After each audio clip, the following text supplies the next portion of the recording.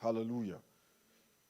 Our sermon this morning is titled Extreme Makeover. Turn to your neighbor, say extreme makeover. Ask your neighbor, do you need an extreme makeover? Now, this is a popular term, amen, that describes the total transformation of one's appearance.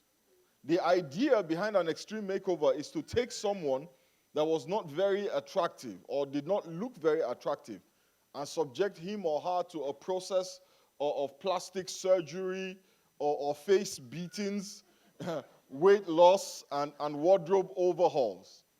The point is to take them from being an ugly duckling and turn them into a graceful swan. These days, there is an unprecedented increase in the number of beauticians, makeup experts, who can really work miracles. By the time they are done beating your face, I don't know how many of you have seen those Instagram pictures of the before and after. When you see some of those pictures, it's kind of scary. Talk about false advertising. But at the heart of this idea is the desire to be better. Is the desire to feel better. But too many folks are content with just looking better, but not really being better. So we focus on the external. We focus on our appearance. And we put the picture on Instagram and we apply 10 filters. And we post the video on Snapchat. And we add filter upon filter. And we check our phone every 2 minutes to see how many people have liked our post. And how many people have commented. And woe betide our best friends if they don't like it. Because with every like and every positive comment, we feel validated and we feel better. But the truth is this, guys. These outer makeovers and these feel betters, the likes, the comments, they don't fully satisfy. They feel good for a bit, but they don't satisfy long term. And without realizing it, in one way or the other, we spend our life chasing likes and chasing compliments and chasing comments. At the end of all the makeovers and all the wardrobe overhauls and all the face beatings, I just learned that. That's a new term. That they beat your face. That means that they subject your face to an assault with makeup. So that by the time they are done, they have literally painted a new face on your face. And then they say that you're on fleek. You're not on fleek, you're on paint. But at the end of the day, after all of those things, you're still left with your inner self, with your inner world. You're left with who you really are at the end of the day. How you live, how you make decisions, how you give and how you receive love, how you relate to other people. So we can change all we want on the outside. You can do all that you can to change your external appearance. But at the end of the day, there is still the real you that needs to be dealt with. That is why the Bible says, God says in 1 Peter, the 3rd chapter and the 3rd verse, says your beauty should not come from outward adornment, such as elaborate hairstyles and the wearing of gold jewelry or fine clothes. Rather, it should be that of the inner self, the unfading beauty of a gentle and quiet spirit, which is of great worth in God's sight. And the reason why God is trying to move us away from an emphasis on the external is because the external is transient. So any satisfaction you get from the external will also be transient. And that is why people are chasing external makeovers, because they are transient. That is why people will spend fortunes on plastic surgery, because they are looking for something. That is why we spend money we cannot afford on clothes, because we're looking for something. And no matter what you have today, you want more tomorrow. No matter how much you spent on clothes this week, you're still going to spend more next week. Why? Because it cannot really satisfy.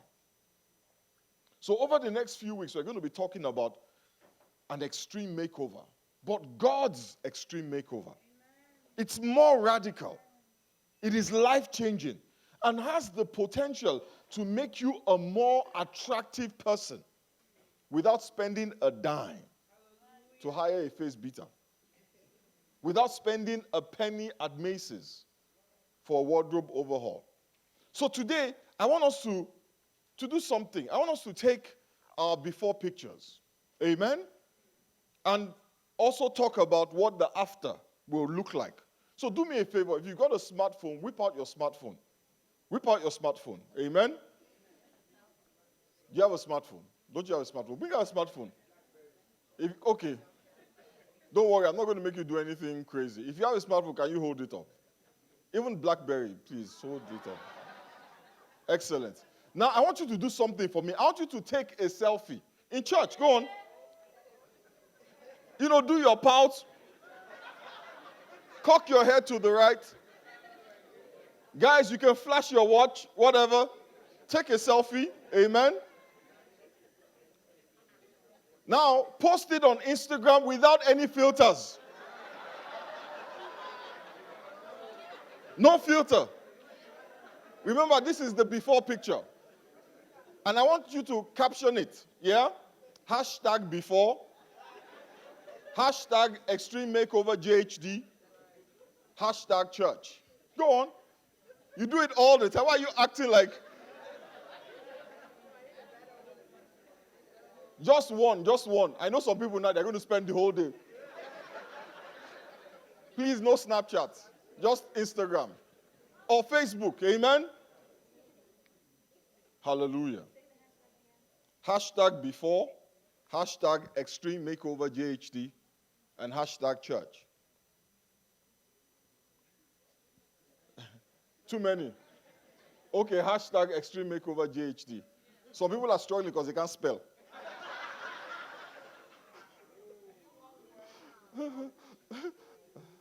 No, I know Tosin can spell. So let me show you an even more detailed picture of God's vision of true beauty.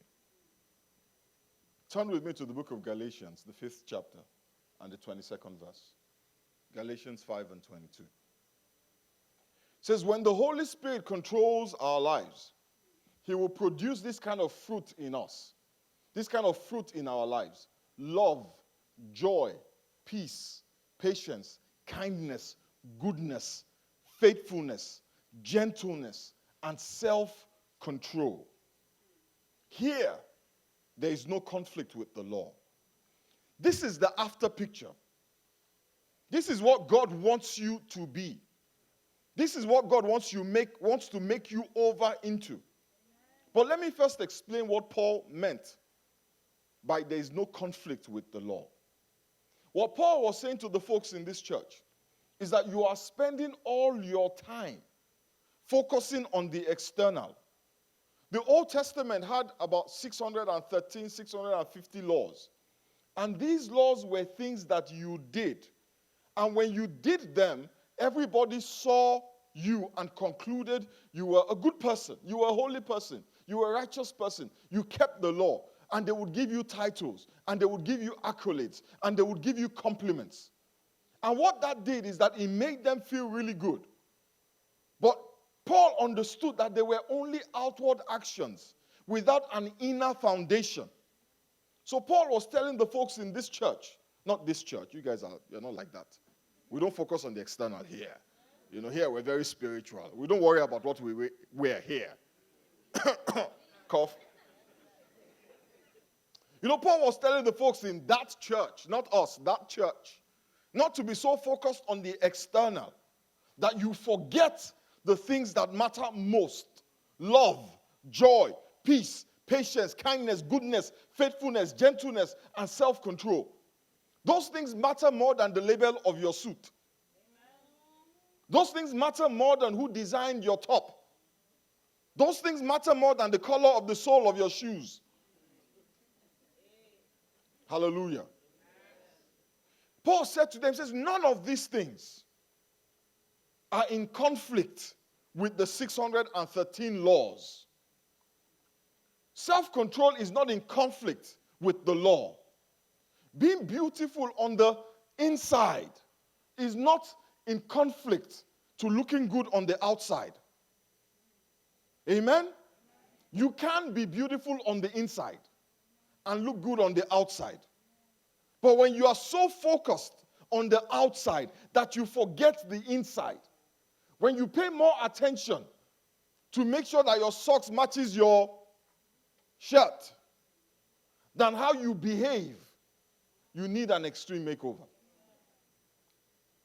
When the Holy Spirit controls you, what people will see is the after picture. What they will see is love, joy, peace, patience, kindness, goodness, faithfulness, gentleness, and self-control. Now let's look at the before picture. And this is what we see. The before picture is what you see, what people see when we're controlled by our sinful nature. Galatians, the 5th chapter and the 19th verse says, when you follow the desires of your sinful nature, the results are very clear. Sexual immorality, impurity, lustful pleasures.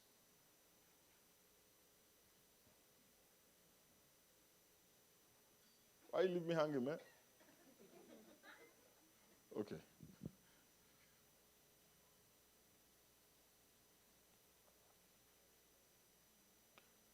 Hostility,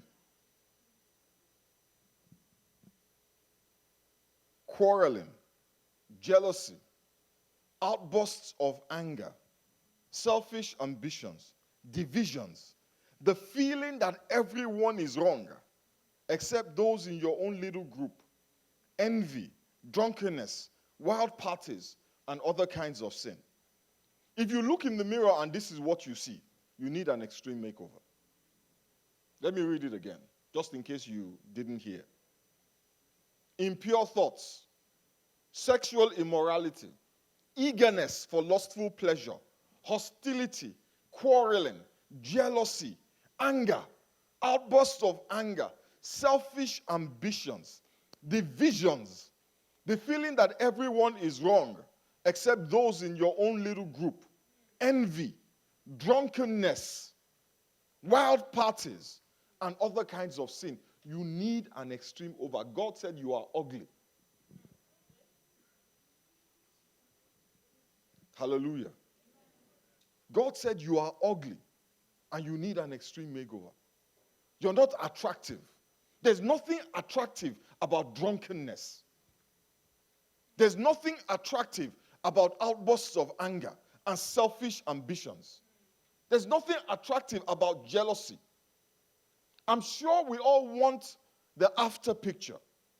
I'm sure we all want to be known, well, I hope that we want to be known not for being drunkards and immoral and people who have no self-control.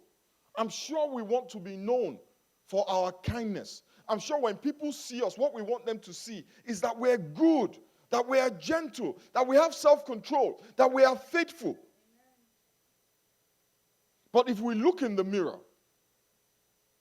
if the people around us are telling us that they don't see those things, then we have to ask ourselves why.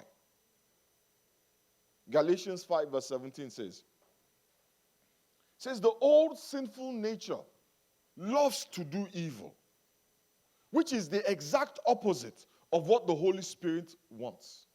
And the Spirit gives us desires that are opposite from what the sinful nature desires. The Bible says these two forces are constantly fighting each other, and your choices are never, ever free from this conflict. Let's look at a scenario that happens often. You leave church, or maybe you leave work, and you're driving home. Maybe you're going out to lunch with your friends. Maybe you're going home to sleep. And you see somebody on the side of the road who needs your help. Now you're faced with a choice. You could either help them or you could keep going. And if you help them, you will display all the 9 fruits of the Spirit right there in one opportunity. But what really happens? All of a sudden, the old sinful nature kicks in. You start to rationalize. You see, the sinful nature many times uses our intellect as the vehicle of expression. Or sometimes it will use our emotions. You start to rationalize. You start to feel. And you just keep driving. This is just one illustration of the conflict that takes place in our heads every day. This is what happens when I don't allow God's Spirit to control my life. And it's really ugly. When you make choices that are in contradiction, that are contrary to God's word, it's really ugly. So this morning, let's quickly look at the makeover plan. How do we turn the ugly duckling into a graceful swan? Galatians 5 verse 16 tells us what to do. We're reading today from the New Living Translation. I chose the New Living Translation because it's a lot more contemporary, it's a lot simpler. It helps us understand what the Bible is saying. It says, so I advise you, turn to your neighbor and say, I advise you to live according to your new life in the Holy Spirit. Then you won't be doing what your sinful nature craves. If we are living now by the Holy Spirit, let us follow the Holy Spirit's leading in every part of our lives. Let me unpack this a little bit. First of all, John chapter 15, verses 4 to 5 says, Jesus said, remain in me, and I will remain in you. For a branch cannot produce fruit if it is severed from the vine, and you cannot be fruitful apart from me. Yes, I am the vine, you are the branches. Those who remain in me and I in them will produce much fruit. For apart from me, you can do nothing. The truth is, without Jesus, we cannot win the battle over the old sinful nature. Without Jesus, the old nature will continue to win over and over again. That is why we must approach this makeover with the understanding, with the humility that Jesus is the plastic surgeon, not the force of my will, but that Jesus is the plastic surgeon. We must look to him for strength. We must look to him for ability. And if we want to be better, we must let him go to work on us. The process starts when we accept that he died for us on the cross of Calvary. If you want people to look at you and see goodness and see kindness and see gentleness and faithfulness and self-control, it starts with Jesus. It starts with you accepting that he died for you, that he paid the price for you. That acceptance of his death is the link to him. Number 2, we must be filled with the Holy Spirit. You see, all of the things that we looked at in the after picture, the Bible calls them the fruit of the Holy Spirit. It is the Holy Spirit on the inside of us that produces those fruits. Without the Holy Spirit, all you have is human nature. Without the Holy Spirit, all you have is human nature. And I keep telling people, do not reduce the indwelling of the Holy Spirit to speaking in tongues. Because when many of us hear Holy Spirit, we hear speaking in tongues and we run in the opposite direction. Because that is a phenomenon that has been vilified, that maybe has even been abused. But when you run away from the Holy Spirit because you are afraid that you will sound foolish when you speak in tongues, you deprive yourself of the ability to change. You deprive yourself of the power to be who God has called you to be. Without the Holy Spirit, human nature can be good when there is self-interest at stake. That is why people are not good when there's nothing in it for them. That is why when it suits people, they can be mean. Because self-interest is what drives goodness. 9 times out of 10. 9.9 times out of 10. The Bible tells us in 1 Corinthians 13 that it is possible to give one's body to be burned and profit you nothing. You see, when God looks at your heart, he doesn't just look at what you did, he looks at why you did it. When you give your body to be burned, which many of us would consider the ultimate sacrifice, but yet God looks at it and says, "Mwah." Do you know why? Because it comes from a place of self-interest. It comes from a self-centered place. It is not holy, it is not pure, and it is ugly. Literally, it becomes like another bangle you put on your wrist or another bracelet. Something else, another notch on your belt. Something else to make you look good on the outside. Number 3, fake it until you make it. I know that's a concept that many of us have a challenge with because we like to be authentic. We like to keep it real. Amen? We like to be, make sure that that we're feeling it. We live in a society that emphasizes being true to our feelings. So we say what we feel. We only do the things that we feel. Are you feeling me? But we should do it even when we don't feel it. You shouldn't say it because you feel it. Sometimes you need to keep your mouth shut. It's called self-control. You should try it. Sometimes you need to watch how you behave, even though you feel like behaving a different way. When you do what you feel, when that is the validation or the justification for your actions, when that is how I feel, so I'm going to commit adultery, you are ugly. You are ugly. If you talk out of place and out of turn and as appropriately because that is how you feel, you are ugly. That is what God says. Because all of those things, they don't come from the Spirit of God. They come from the sinful nature. Not only are you ugly, you are God's enemy. Because the Bible says those things are enmity with God. If we only do what comes naturally, we will never be the people that God wants us to be. The day you are waiting to feel it before you do it is the day you are going to make a wrong choice. You exercise because you feel like it, you will never exercise. But guess what happens? With each act of kindness, our wiring changes. With each act of goodness, whether we feel it or not, something happens. We go from not feeling it to feeling it. That is why people who hate exercise will tell you after a while they love exercise. Because the more you do it, the more you enjoy it. The challenge many of us have, and that's the challenge I have, is waiting until I feel it. Can I tell you the truth? Nothing feels better than my bed and my duvet on a cold morning. Not exercise.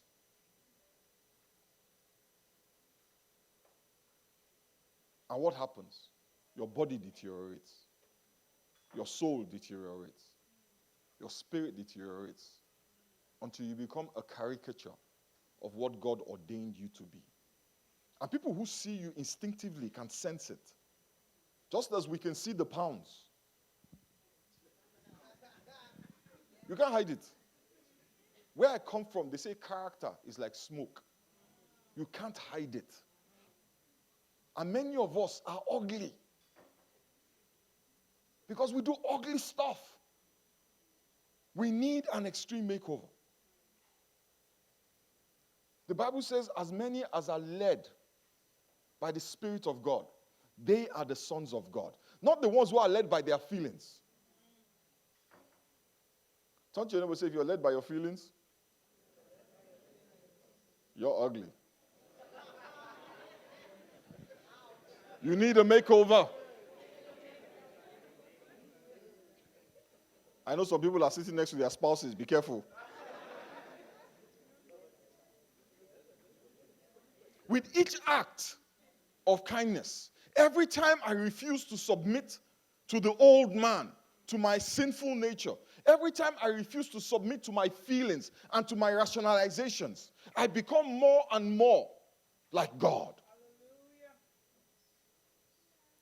Finally, Choose God's way at every encounter. I know this is not easy, but this is what it means to walk in the Spirit.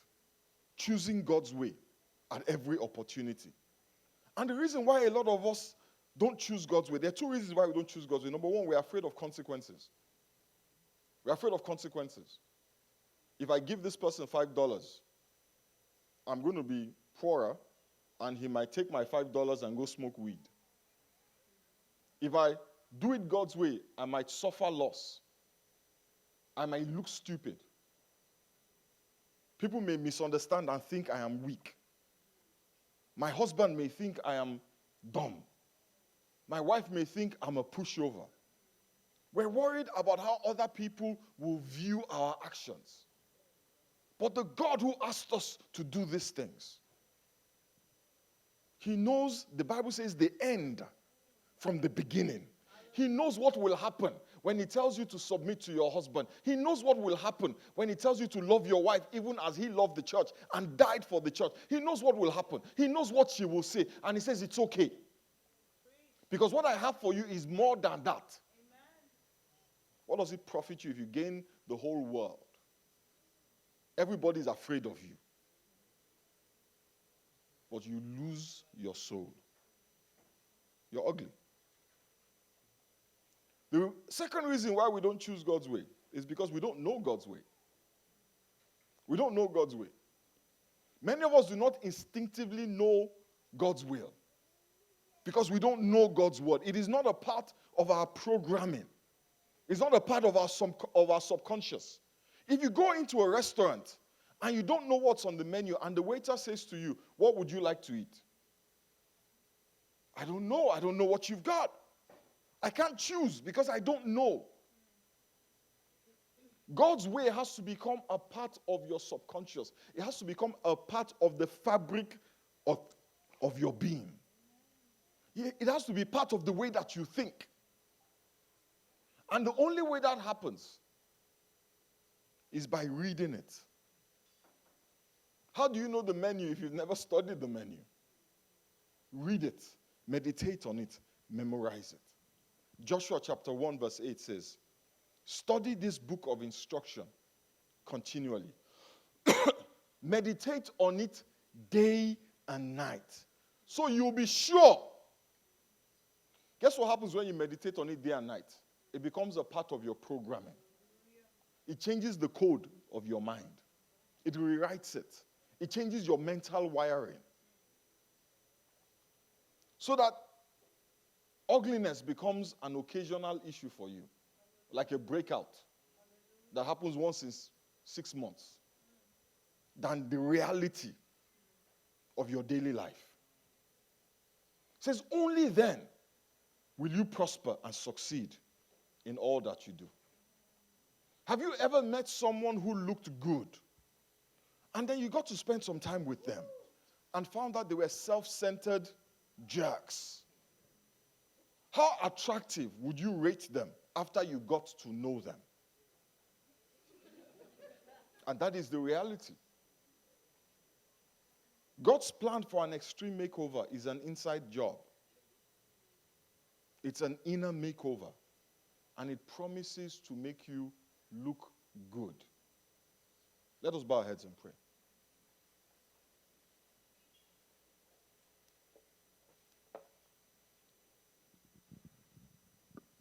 Father, we thank you and we bless you. Father, we give you praise.